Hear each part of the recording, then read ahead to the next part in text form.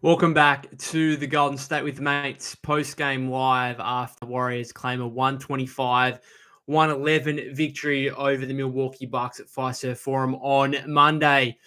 This Jimmy Butler era is going pretty well. It's going pretty well. He and Steph Curry again combining spectacularly for Golden State. Steph goes for 38. Jimmy goes for 29 rebounds, 6 assists, 4 steals, just did a bit of everything. The impact that this guy is having on this franchise already through just 2 games, and therefore you expect him to only get better as he becomes more acclimatized to the Warriors system. But the impact that he's having already is palpable.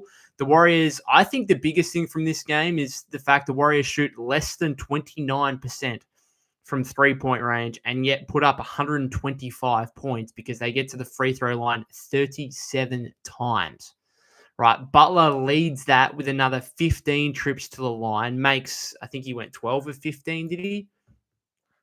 Just checking this. I've got the Lakers Jazz game up, just watching Luka's debut in Los Angeles. But yeah, Jimmy went 12 of 15 from the line. The Warriors 30 of 37, 81.1%. You take that.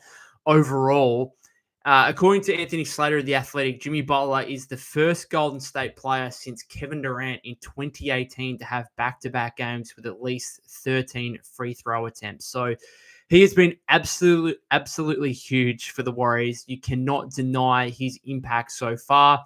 The Bucks, without Giannis Antetokounmpo, they played okay. Dame had 38, went off, obviously with the extra opportunity and the offensive burden with Giannis out of the lineup. But the Warriors, they were in front for the majority of the game, felt not in control necessarily, but felt like the better team for the majority of the game. I think the Bucks came back in the third and took a 1-point lead briefly. Warriors kind of steady, took a 6-point lead to the fourth, and then were able to create some separation early in the fourth there with Quinton Post. I'm sure we'll get into him, but oh my goodness. Some of the stuff from Quinton Post early in the fourth quarter, I nearly fell off my chair watching the game. It was wild. Anyway, let's get into some of your guys' comments here as we go through. FTW Clan says, good win. I know I'm not the only one who just feels so much more confident when Jimmy is out there. Yeah, he's a star player. He's a star player, and when you're a legitimate bona fide star, there's a level of trust that fans can just have in your game. And I don't want to dismiss Andrew Wiggins by any means, but I think I probably underplayed the difference between the two. I know a lot of people probably did that. I was certainly of the belief that, hey, Jimmy Butler's a better player than Andrew Wiggins. And I've said on this podcast and post-game lives and stuff for weeks that, hey, do I really want to make the trade, particularly when Butler can walk for a few months after a few months in free agency? No, I didn't really want to. Again, as I said immediately after the trade, the fact he got an extension, albeit a big extension, made me feel a lot better about it because I'm like, okay, I know he's going to be here for at least the medium term, I suppose, the next 2.5 seasons. But I think a lot of us downplayed the difference between Andrew Wiggins and Jimmy Butler as players. And I think it was probably a bit disrespectful to Jimmy to try and claim that Wiggs was a similar similar caliber player to him. Like, Andrew Wiggins is a very, very, very good player. He made one all-star team. Do I think Andrew Wiggins will ever make an all-star team again? Probably not. And Jimmy Butler is a 6-time all-star, all-NBA caliber player, has led 2 pretty average Miami Heat teams to the NBA Finals. Like, he is a superstar of this league. He still is when fully fit and healthy and engaged and motivated like he is right now. He is a fantastic player. And so, again, not to dismiss Wiggs, but the upgrade here, at least from the first 2 games, has been pretty substantial all over the floor in terms of the creation, like his passing. When they're doubling Steph and Jimmy gets it in like the mid-post area at the free throw line, his ability to either score off that or play make off that is like, it's just a level of creation that the Warriors just flat out didn't have before this. They just did not have it. We know the free throw shooting. That's the thing that, plenty of people are going to point to. Look, I'm not sure at 35 years old he's necessarily wanting to be a big-time on-ball defender, but this guy's instincts off the ball, like all 4 of his steals pretty much came from him just playing passing lanes and knowing where the guy's going to pass the ball before the guy even knows. And just getting the passing lane, and that allows the Warriors to get out into transition. So his defense has been great. rebounding. Like, he's just, again, there's a reliability factor about him as a star player that the Warriors just didn't have with Andrew Wiggins. And, Steve Kerr said before the season, Wiggs is a certified 20-plus point per game scorer. And it's like, he's just not. He never was with the Warriors. He was a very, very good player. And again, I don't want to turn this in. I love Wiggs. I wish him all the best in Miami. Hope one day he comes back to Golden State. I'd love him on the team right now next to Steph and Butler. It'd be fantastic. But he was never a 20-point per game scorer with the Warriors. He flat out, and you look through his numbers throughout the 5 years, at no point did he ever average over 20 points a game. And with Butler, he made 4 field goals in this game. 4, right? And yet he still had a tremendous impact. He still got to 20 points just because he can get to the free throw line, right? This guy is a 20-point per game scorer on top of the rebounding, on top of the playmaking, on top of the defense. It's something. And it's also like, it feels like it's rejuvenated Steph primarily, and like a lot of other players. And Steve talked about it after that win over the Bulls on Saturday. Like, he has an aura about him. He has that dog in him. He brings a sense of confidence for the other players to say, hey, we've got another superstar level player here now who we can play off. And we're not just wholeheartedly relying on Steph Curry. And I think it also mentally it helps a lot of players. Mentally, it helps Steph knowing that, hey, every time I go to the bench, I don't have to stress about it because I've got another guy here who can control things while I'm on the bench. I don't know. It's huge. Sorry, back to your comments, though. Got a few to get through here. FTW Clan, just to finish off on what he said, we have real potential to be dangerous on both ends of the floor when Kuminga comes back. It's going to be hard for other teams to worry about Curry, Butler, and Kuminga out there all being aggressive. Yeah, I'm thoroughly looking forward to that trio. I mean, the Warriors are just like, a lot of these guys are playing well right now. I'm cautiously optimistic. I don't want to go too hard too early. It's back-to-back wins. That's all it is. They, in the last week, they lost to the Utah Jazz in Utah, and the Lakers, they were down a lot early to the Jazz, and even against the Bulls, they were down 24 in the third quarter. So I don't want to get too over the top here, but it's also hard not to get, pretty excited when, even a guy like Buddy Hield is rounding into some form. Like, he played well against the Bulls the other day. He has another, I think he had 14 first half points here, and the ends with 16, 7 rebounds. But, it was pretty active, a plus 11 in 30 minutes, like 7 of 15 shooting from the floor. Had that 5, but, 9 points, 9 rebounds. Connection is unstable. Hopefully I'm still going. You guys can hear me. I think I'm back on now. Sorry about that. But, you got Quinton Post as a revelation. The only one that I'd say is probably struggling at the moment is Draymond, and I think that's probably understandable given he's, recently returned from injury, but his shot doesn't look great. Still having a little bit of defensive impact, still doing, he had 5 steals in this game, had 3 rebounds, 5 assists. So he's rounding into some form after the injury, but you'd still like to see. Draymond's probably the only one at the moment where you'd say we probably need a lift from him, particularly coming up against, 2 good teams in the Mavericks and the Rockets coming up here to close out before the All-Star break. Robbie says Jimmy can impact the game so much, even when he has a mid-shooting night. Pods is kind of the same way. Yep, absolutely agree with that. Priscilla says, I'm just glad Buddy is doing good right now. Yeah, got to give him some props. I think there's a lot of us that would have preferred him to be off the team by the trade deadline. But look, he's capable of these games. Like, he's not, when he's shooting the ball okay, when he's being active, like, he's a solid enough NBA player. And I also hope, like, with Jimmy now in the mix, Buddy's role becomes a little bit easier. Now, again, 15 shot attempts is maybe a little bit too much. Maybe 30 minutes is a little bit too much. We'll see what happens when Kuminga comes back, what the kind of lineups and rotations look like. But I'd imagine for the foreseeable future, Buddy Hield will probably continue being the Warriors' starting 2 guard. And, that could cause some issues defensively with him and Steph. But overall, this is a nice start to the Jimmy Butler era. And Buddy Hield's playing a role in that, it must be said.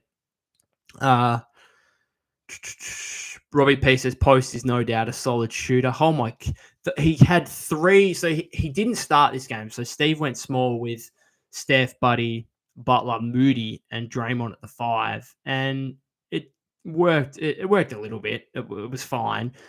But Quinton Post, credit to him, because a lot of young players, a lot of rookies could get dejected by that, could lose some confidence. If anything, his confidence went up in the fourth quarter because those series of 3s, he had a catch and shoot 3, which was fairly open.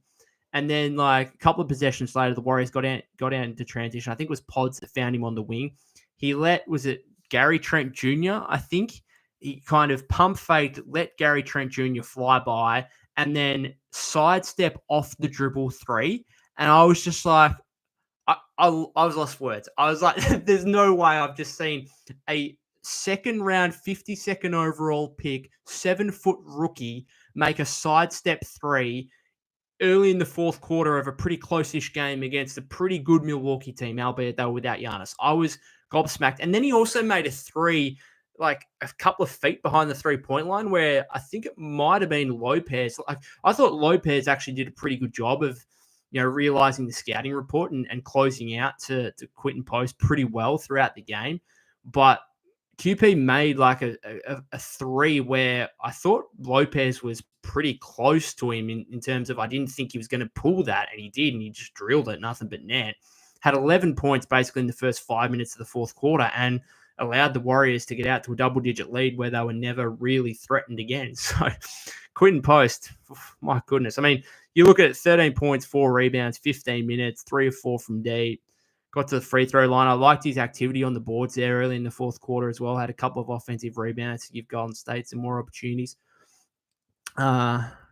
Knox says, Warriors looking good, but don't think it's enough. Would probably have to go 20-10 to make it around the 6 to 9 range. Yeah, that's the issue. And this is what I spoke about for weeks and weeks and weeks, is that, if they don't make a move until the trade deadline, that by that point it could be too late. And, that could well be the case. Like, they've made this Jimmy Butler trade. They look really good now over the first 2 games, but they're still now, like, that win pushes them a game above 500 at 27, 26, 29 games to go. Yeah, you're probably right. They're going to have to go 20-10, I think.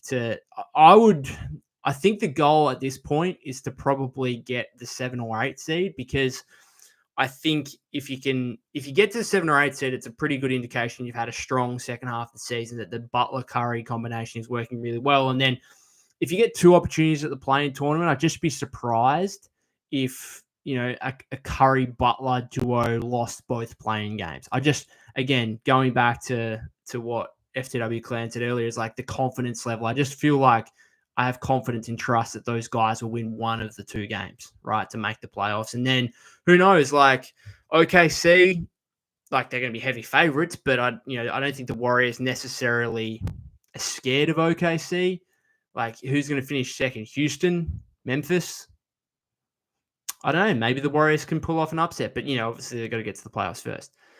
Then next says, Post is him, 4th consecutive 30-plus game for Steph. Yeah, he's. I mean, those first 2 30-point games were very inefficient. He took over 30 shots to do so. But the last 2 games with Jimmy back, or Jimmy now in the lineup, I should say, he's been excellent. Steph has been excellent, and I don't know. It's almost, you don't want the Warriors to find some momentum here and then have the All-Star break kind of happen. That'd come at a weird time, which I suppose the other way to look at it is, hey, Steph, I know he's going to play in the All-Star game and whatnot, but he should get a rest here for a week period, and that can hopefully help him continue to recover from the knee, the thumb, whatever other ailments and injuries he's had here across the course of the season. But it's great to see him, really find his best here over the last 2 games.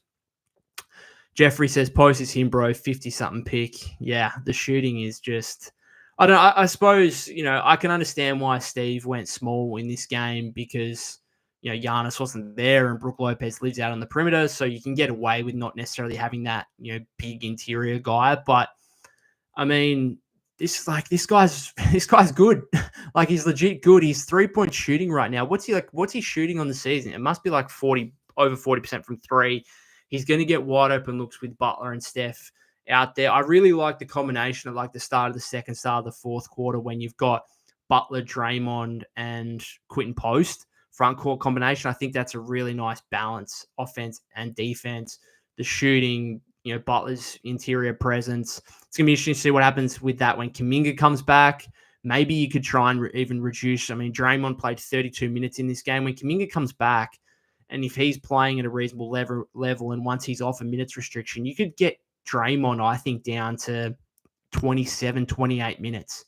Really, if Post is going to continue this kind of level, if Kuminga is looking okay, like Draymond's necessity when Kuminga comes back isn't necessarily huge, right? And like Loon is the same. So Loon plays 12 minutes in this game, 4 points, 5 rebounds, okay. But even like he could be squeezed out entirely. He could be squeezed out entirely from the rotation once Kuminga comes back. It's going to be interesting to see. Fenix says we had 15 steals and forced game to 10 turnovers. Yeah, the defense was really good. I mean, there were stretches where it wasn't great, but particularly, second half, some of Butler getting in the passing lanes, some of the hustle back on defense was far better than what we saw, particularly against the Lakers and even at times in that first half against the Bulls on Saturday. Berserk Monk says, yeah, really great game. Luckily, we didn't have to face Giannis. I don't think we have an answer for him. Yep, absolutely. Yeah, it's a completely different ball game, right? It's a completely different ball game when Giannis is out there or any star player for any teams out there. And the Warriors, they're running into a little bit of fortune here with Anthony Davis obviously getting injured in his Mavericks debut, and the Warriors play the Mavericks later this week. I think they also play the Mavericks. Let me just check. Because they play the Mavs again, don't they? At some point. 24th of Feb. Yeah, so 24th of Feb. 23rd, I should say, 24th my time. So the Warriors are going to play the Mavericks twice here without AD. So, look, at the end of the day, I hate seeing stars get injured, but I'm also a Golden State Warriors fan, and this team needs everything they can get to go their way in order to make the playoffs. So if we get to face the Bucks without Giannis, great. If we get to play the Mavericks a couple of times without AD, great. I don't want those guys to be out for very long. They can play against every other team if they want. But at the end of the day, this team is 27 and 26. They need everything to go their way, and that probably includes some injury misfortune from other teams. As much as I hate to say it, I don't want to see any player get injured, let alone star players. I'm a Warrior fan, okay? Giannis plays this game. There's a good chance they probably lose. Warriors instead get a 14-point win. Great. Happy days. We move on. Ghost says we finally have a bootleg Shea.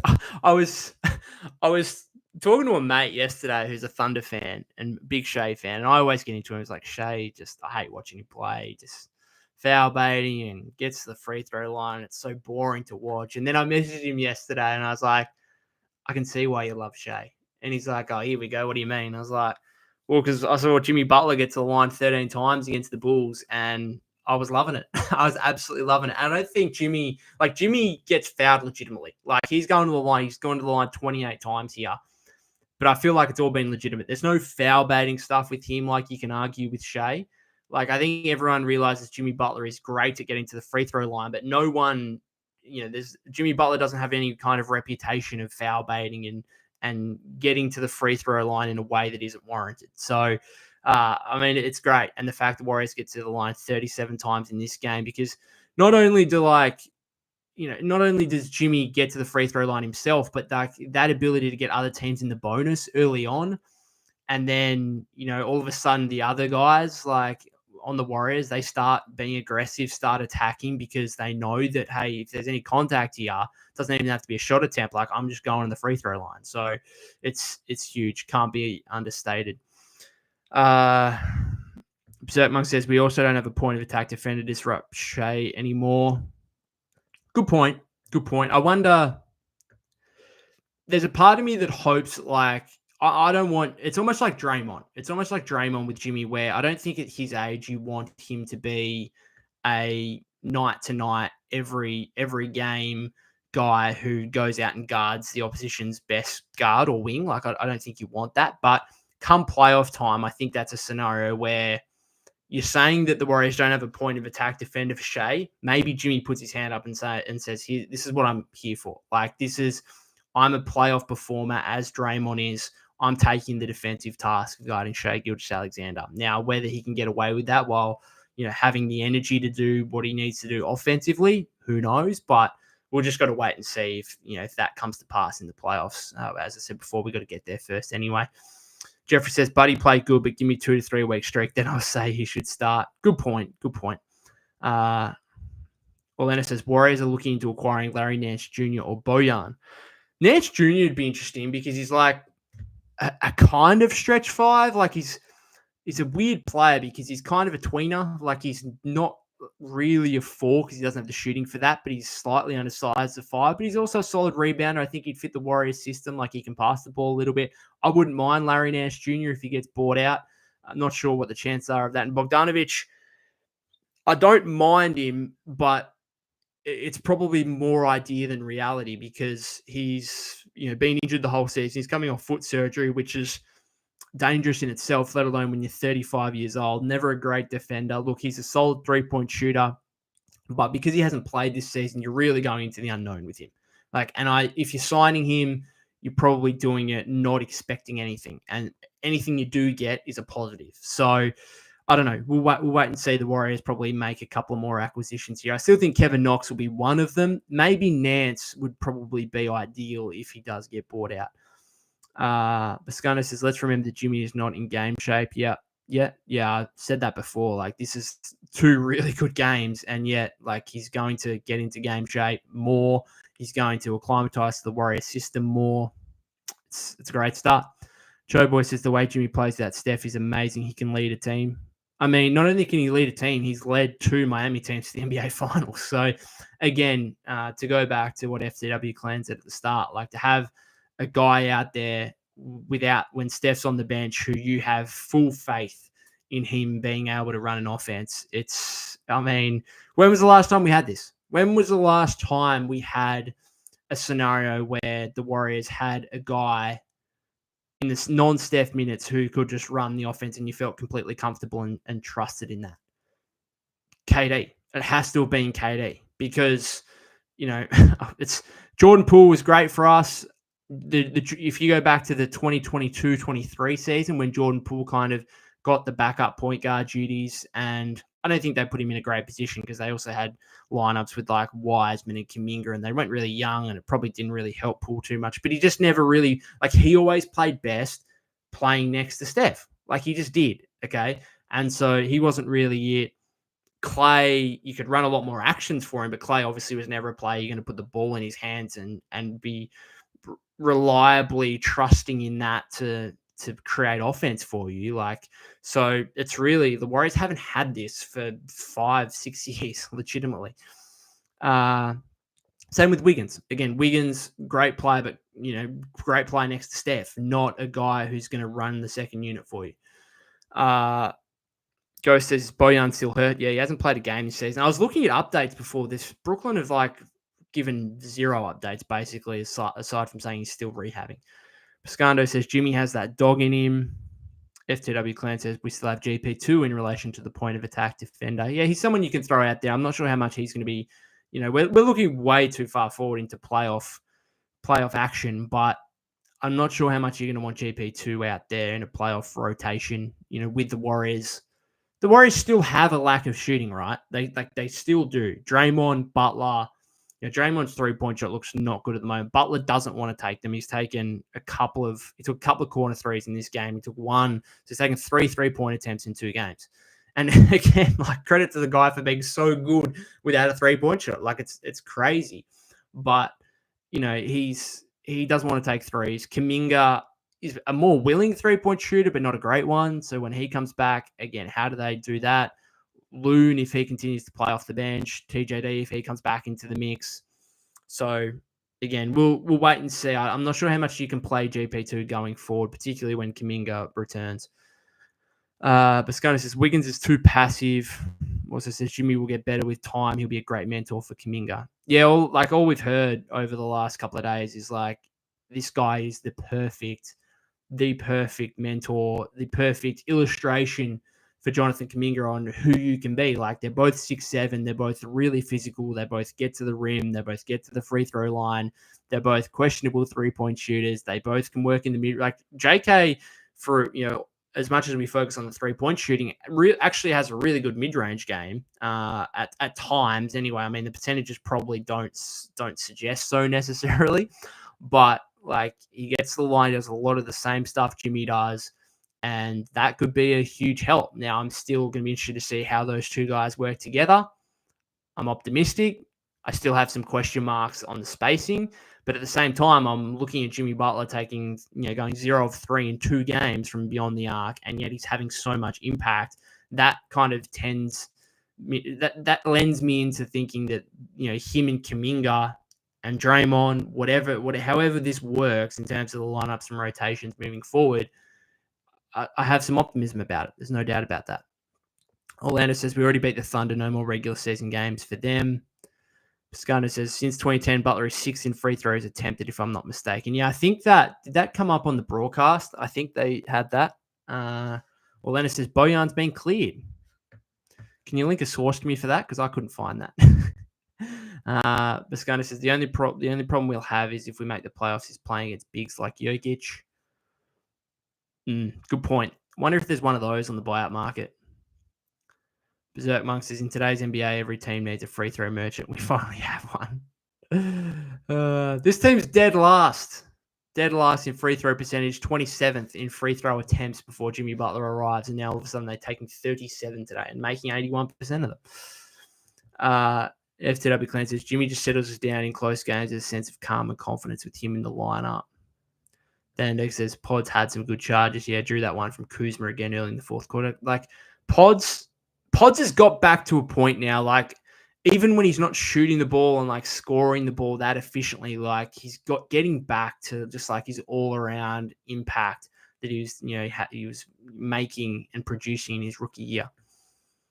Orlando says, Dunleavy has the green light to go all in. I'm thinking Zion, sign and trade Kuminga for Zion this offseason. Also says Draymond was on a defensive tear tonight. Showboy says Dre's spot is in jeopardy. I want to give him some time he dealt with, that calf issue or whatever else. I want to give him a little bit of time here. B-Musk says everybody playing better now that they're not being asked to do too much. Good point. Really, that's very, when you don't have that second star, it just kind of elevates everyone else's roles into having to be probably bigger and better than what they actually are in reality. And therefore, like, you get that second star and you make sure that, like, at all times, you've always got Steph or Jimmy on the floor, right, as the central point of your offense. And therefore, everyone else can kind of just fall back into their own individual roles. Berserk says Zion for Kuminga would be an insane trade. It would probably cost the Warriors at least 2 first-round picks. We'll see what Zion does over the remainder of the season. Then next says we have the same record as the Kings in one game behind Dallas. They just lost. The Mavs lose to the Kings, did they? Sack got the win in OT. I was kind of following that game, but I didn't watch any of it. DeRozan went for 42. Levine, 1 of 6. He's struggling shooting the ball since coming to the Kings. Did have 17, 4 and 4, but how did Clay go? Clay, 5 of 10 from 3, 19 points. Was a minus 14 though. Gafford got injured for them, so they're in a bit of trouble with their big man department because Gafford's out, Lively's out, AD's out. Like, you've got Omax playing 34 minutes. Played okay, 16 points, 4 rebounds. But, like, are they just going to go super small now? See what happens with Gafford. I saw him, like, hobble off. Clip on social media. So, Timberwolves lost to the Cavs as well, which is good. That's good news. Spurs beat the Wizards. I mean, we're asking too much, I think, if we want the Wizards to beat the Spurs. Wemby had 31 and 15. Fox had 34 and 6. Scary duo there, but the Warriors have now got a scary duo of their own.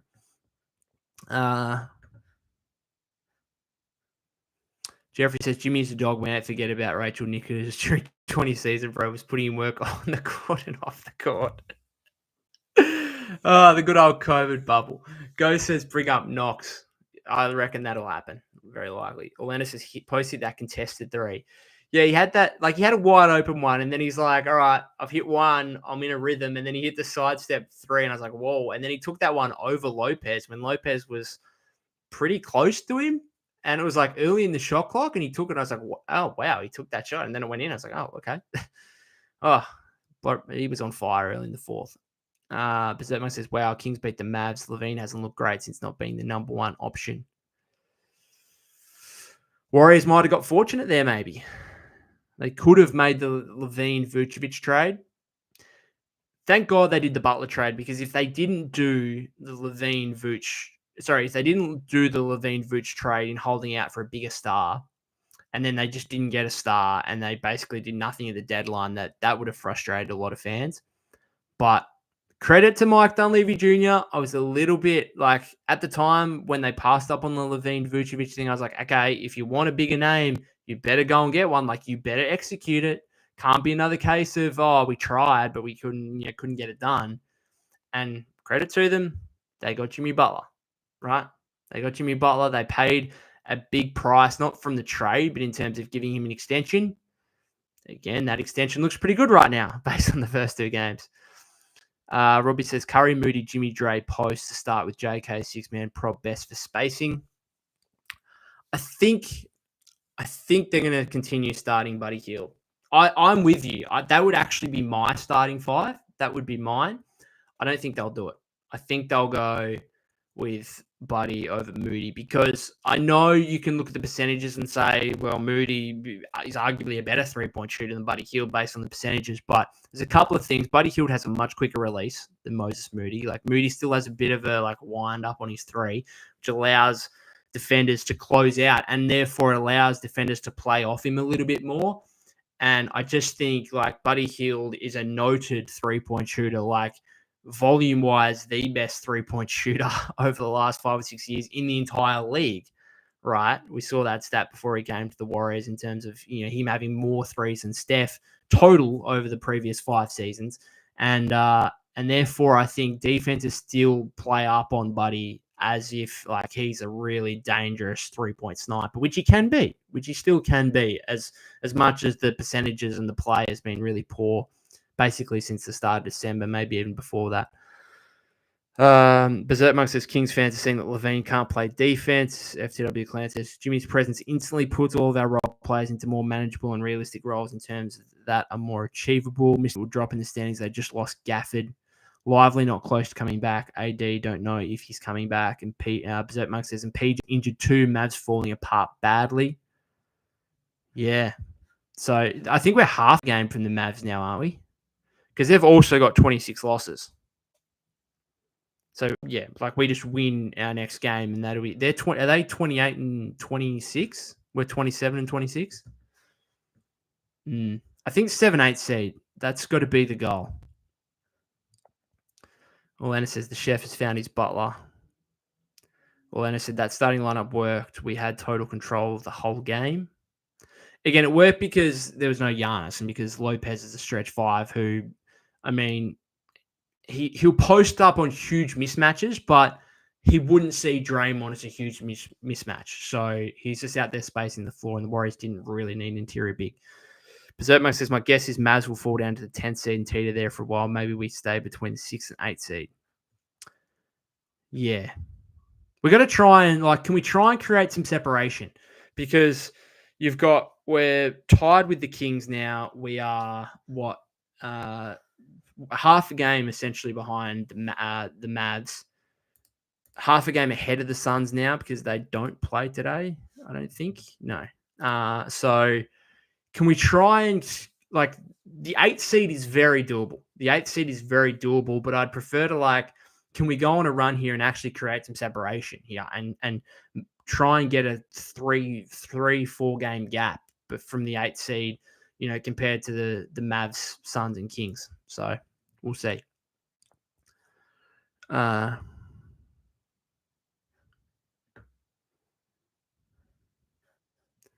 Gamer F2B, Jimmy a free throw merchant. I love it. Denex says miss Wiggs, but he would never get the calls Jimmy gets.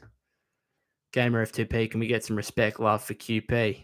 We've been giving him love. I've been giving him love. That man, that early fourth quarter was, again, that sidestep 3 might be the most ridiculously good thing I've seen for the entire season from a Warrior perspective. That was, I was lost for words. Gamer of 2P says we have shooting. It's getting to the line confidently. We didn't have, thus we're scoring 120 plus now. Yeah, we scored 125, shooting less than 29% from 3.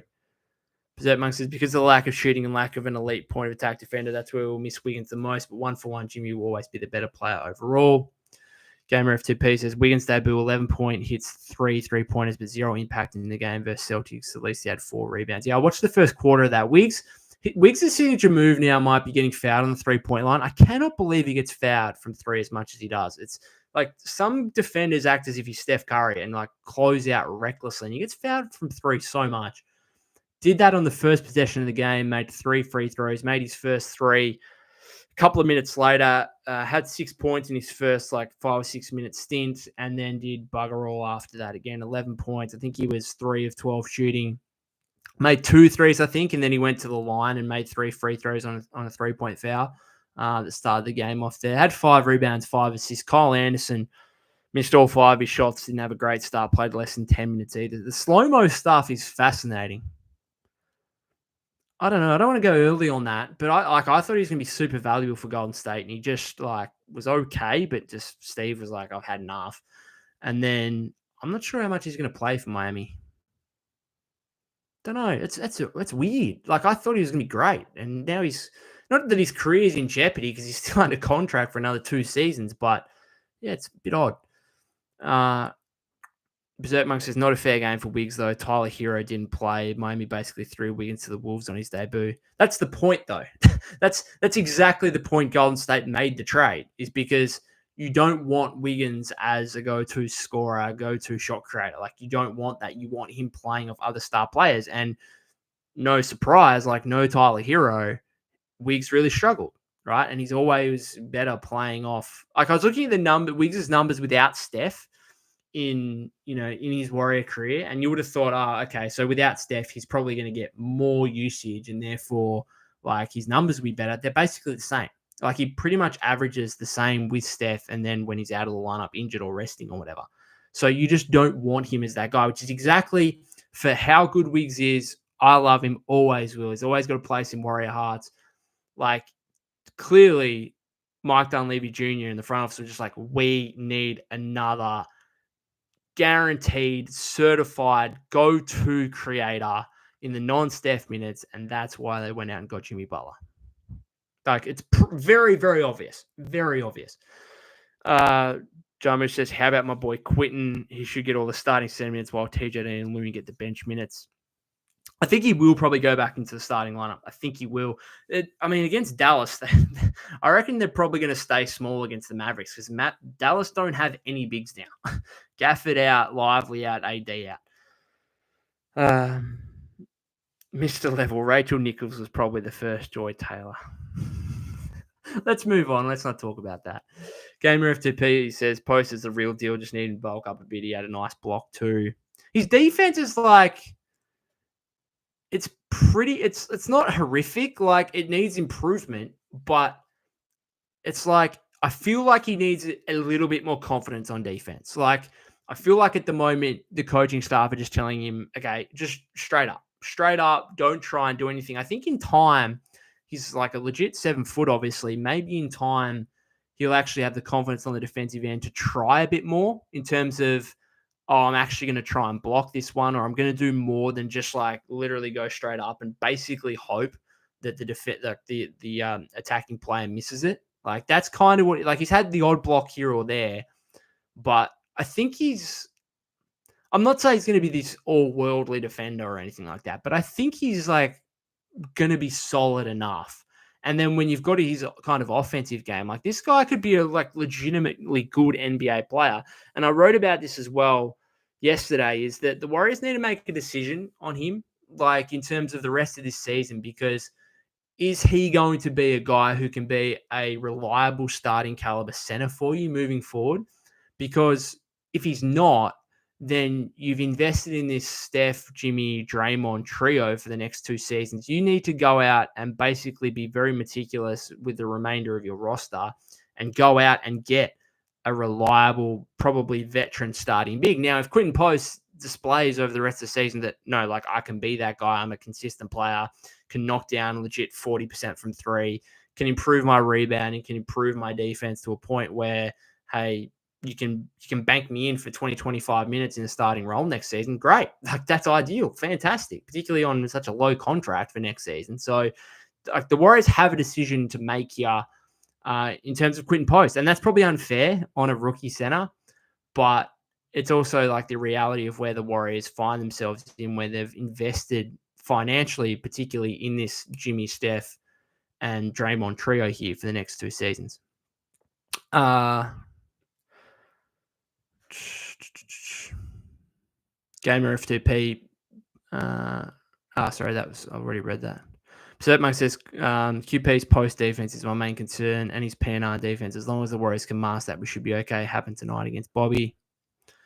Right, he says if we get back to the finals, imagine how scared the Celtics would be. Jeez, I'm just trying to make the playoffs before we talk about the finals. Mr. Levis said, I don't think the Celtics get back. Cleveland look really scary, especially with the Hunter edition. Jeremy says post defense is like that of a rookie. It'll get better over time, but he will need playing time to improve this skill. Kerr can't moody him. I don't think he will. I don't think he can be moodied because with the Warriors front court, with Jimmy, with Draymond, with Kuminga, like they just flat out need a shooting 5.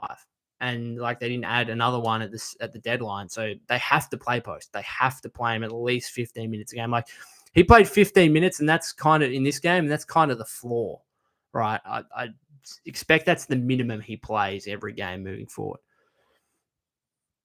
Bit of talk from Mr. Level on the Cavs and the Celtics and competition in the East. Dan Dex says, if we meet the Lakers in the playoffs, do you think we can beat them? They've been playing well lately. I'd say unlikely, but we'll just wait and see what happens in the next, the final 29 games of the season. I might feel much better about that. If it's also going to be interesting to see. I don't know how we'd actually play the Lakers, at least in the first round. Like they're not going to be a top 3 seed. I wouldn't have thought. Maybe they can get there, and then the Warriors aren't going to be a top. Like the Warriors and the Lakers aren't going to meet in the first round. It just seems very unlikely based on the standings at the moment. Maybe in the second round, possibly like we saw a couple of years ago where the Warriors were the 6 seed and the Lakers were the 7 seed, I think. Mr. Level says the lack of big men can hurt them. I don't think they would want to play the Nuggets in the first or second round. True.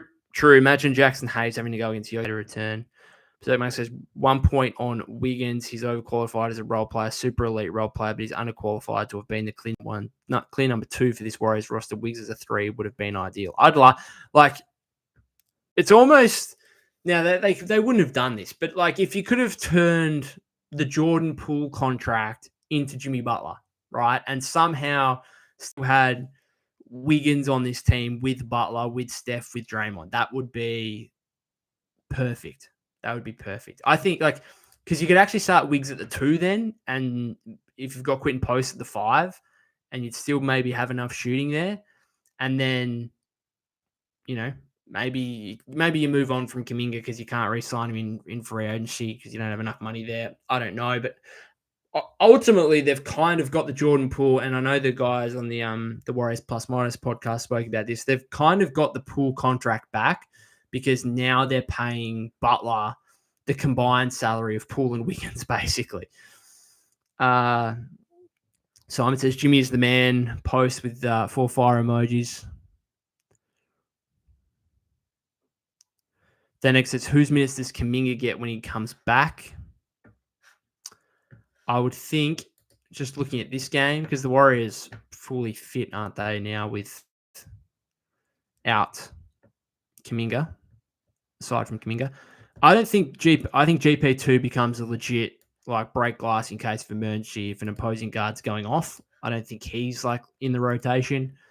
Looney, you might need him because you don't want to go to Quinton Post and Draymond as your only centers, but don't think he'd be playing more than 10 to 12 minutes. Santos played 6 minutes in this game. Look, I like Gee. I like what he's been doing. I don't think he'll play. So between Santos 6.5 minutes, Peyton 10 minutes, they're 16. You can probably, I know you need shooting out there, but you can probably slide Buddy down. I think you can actually slide Draymond down.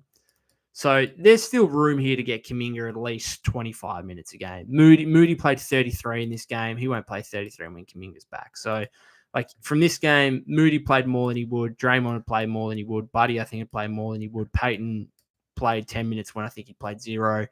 Looney played 12. Maybe you could slice a couple of minutes off that. Gee played 6. That'll go down to 0. I think there's still plenty of room for Kuminga to come back here. Berserkman says JK will shaft Moody's minutes. It's true, but Moses is also playing well enough where like he should still be getting 20 minutes. Berserkman says there's no way Kerr chooses JK over Pods or Buddy, unfortunately. I don't know. I hope not. They're going to make a decision on him in restricted free agency too. Righty says, what do you make of TJD's fall from grace? I'm like, he's a second-year guy. He's on a like good contract, like very, very good contract. Obviously, he's getting paid nothing. Second-year Blues, maybe. I don't know. Like, I think he can still be okay. Like, I think he can still be okay. Yeah, it's disappointing. It is what it is. It's also a case of the rest of the Warrior rotate. Like, it's not just TJD, it's just the fact their front court just doesn't have enough shooting. And Steve clearly has made, I think, the right decision by saying Quinton Post can shoot the ball, and therefore he has to be out the floor. He's also like a legit 7 foot, which TJD, and this was always my worry with him coming in, is how is this guy who's 6'9" and has basically no offensive game aside from, put back dunks and lob dunks. Like, how can he be a legit NBA player? Now, he does a lot of things better than Quinton Post as well, but it's pretty hard. Like, Loon's made a career out of it, being 6'9" and not being much of an offensive threat. But, TJD, he's still got time. He's still got time. So, therefore, I'm not overly concerned. It's not like there were points last season where Loon, I was like, this guy might be done because he's like 10 years into the league now and 28. TJD is 2 years in. I'm not overly concerned.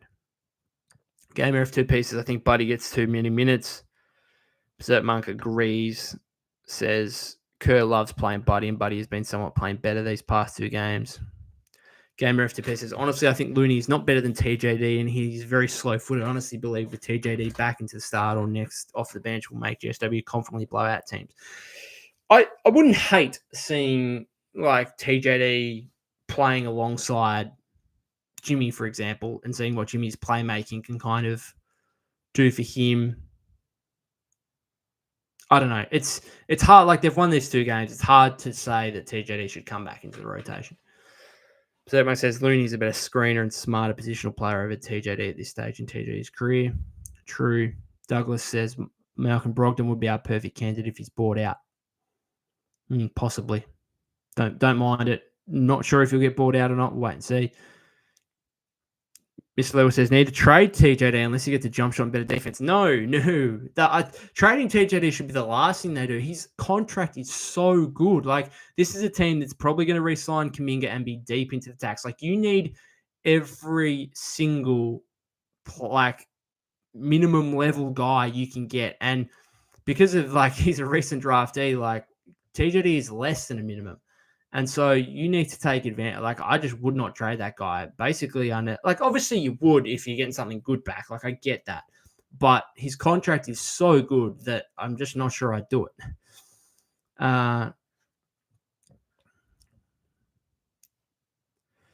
Yeah, Douglas, I agree with that. He says he makes nothing. He doesn't have much value. Just keep him and hope he gets better. Agree. Gamer FTP with TJD out. We don't have a lob threat, and that's potent. Looney does not unlock that. Our lead dwindles when Buddy mostly has the ball, says AES. Douglas says somebody the Warriors should take a look at just in case we miss out on the big names in the buyout market is Javonte Green. Wasn't he with Santa Cruz for a period? I'm not a huge fan. He's like a 6'4" power forward who is reasonably athletic, can shoot the ball slightly, but not overly well. I don't know. I'm not sure. Like, I'd prefer just to develop Guy Santos and have him. What's Javonte Green's numbers with the Pelicans? Because he's with the Pels, isn't he? What's his numbers this season? Just checking. 5.8 points, 3.6 rebounds, 44.3%, 36.4% for 3. Give me Kevin Knox. Go says, hopefully JK doesn't mess up the chemistry. Douglas says Javonte Green is a guard. Well, it actually does say he's a shooting guard. I swear he was like a small forward shooting guard.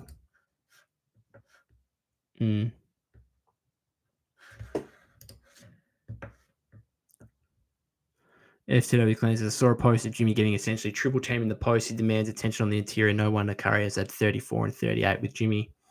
Yeah, I don't think it's a coincidence either. Jay Talks just ripping into TJD. Oh, dear. All right, we might finish it up there. Been going for just over 50 minutes. Thanks to everyone who has commented. A lot of optimism, a lot of excitement around the Warriors since Jimmy Butler's acquisition with these last two games, stunning second half turnaround against the Bulls on Saturday, and then this comfortable-ish victory, 125-111 over the Bucks. The Warriors have a back-to-back coming up against the Mavericks and the Rockets, as we've spoken about. Can they continue the momentum? I'll be back for another post-game live after. It's the Mavs first, isn't it? I think so.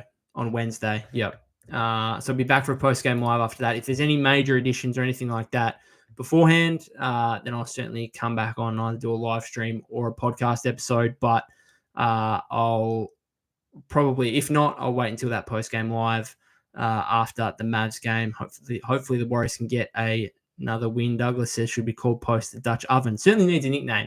Needs a nickname of some sort. So for those of you in the replay watching this, then potentially comment down below what you think Quinton Post's nickname should be. If you've also tuned into this via the podcast feed, thank you very much. If you haven't subscribed to the YouTube channel already, that'd be greatly appreciated. You can follow me at POK252. That's POK252 on X/Twitter. Thanks again, everyone, and hopefully see you on the post-game live after another Warriors victory on Wednesday against the Mavericks.